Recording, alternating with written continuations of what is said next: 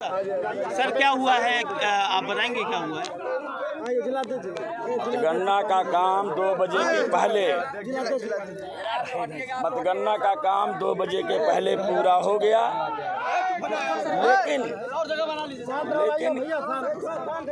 लेकिन किसी भी विधानसभा का पूरी गणना का ऐलान नहीं किया गया और एक विधानसभा का किया गया। मैंने कहा जो भी अनाउंस कर रहे हैं उसकी कॉपी मुझे मिलनी चाहिए, कॉपी नहीं दिए और अनाउंसमेंट में वो गलती भी कर रहे थे।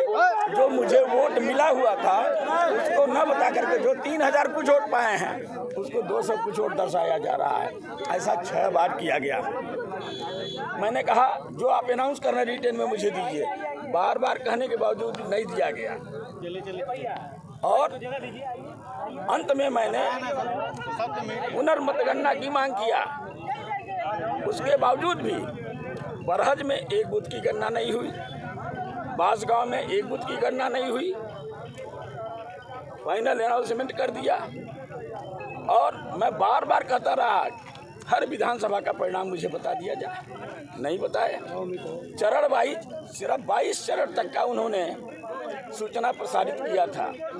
मैं कॉपी मांगते रहा कि जो आप सूचना प्रसारित कर रहे हैं उसकी कॉपी मुझे दीजिए।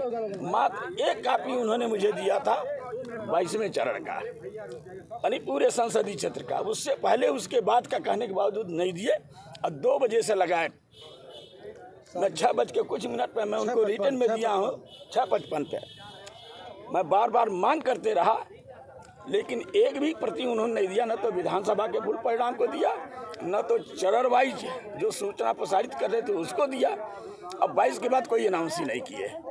और जब मैं रिटर्न में दे दिया हूँ कि मैं पुनर्मतगणना की मांग कर रहा हूँ तो 4,28,000 कुछ दिखा करके भारतीय जनता पार्टी के प्रत्याशी कमलेश पासवान जी को विजयी घोषित कर दिया और 4,23,000 कुछ वोट पा करके मुझे हरा दिया गया।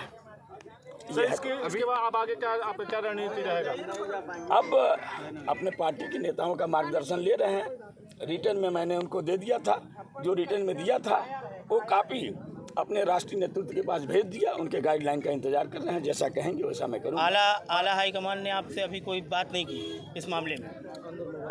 अभी मेरा मोबाइल जो है, मेरा मोबाइल बाहर ही रोक लिया गया था। मुझे मोबाइल भी नहीं साथ में ले जाने दिया गया।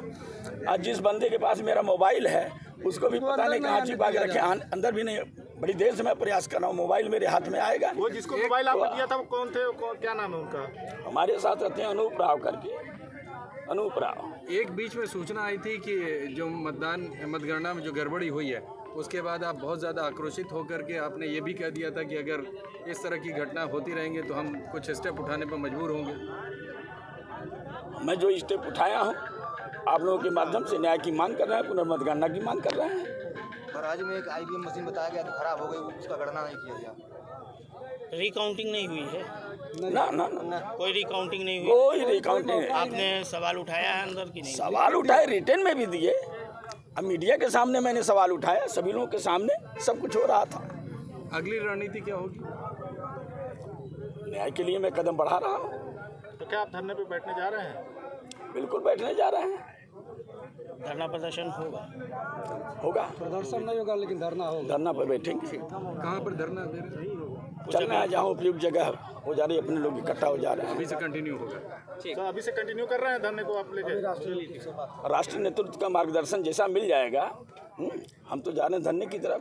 राष्ट्रीय नेतृत्व का मार्गदर्शन भी जो है जैसा मिलेगा उस हिसाब से काम करेंगे। एक सवाल इंडिया गठबंधन से जुड़ा हुआ है कि आज जो भी एपिसोड हुआ है, जो 3-4 बजे के बाद जो भी हुआ है, उसमें इंडिया गठबंधन 2 बजे के बाद से ही हो रहा था। ठीक है, जो भी बाहर छन के रिपोर्ट्स आ रही थी, 3 बजे के बाद भी जो रिपोर्ट आई, उसके बाद इंडिया गठबंधन के जो बाकी घटक दल हैं, समाजवादी पार्टी या आम आदमी पार्टी के, उनके कोई नेता यहाँ पे दिख नहीं रहे हैं।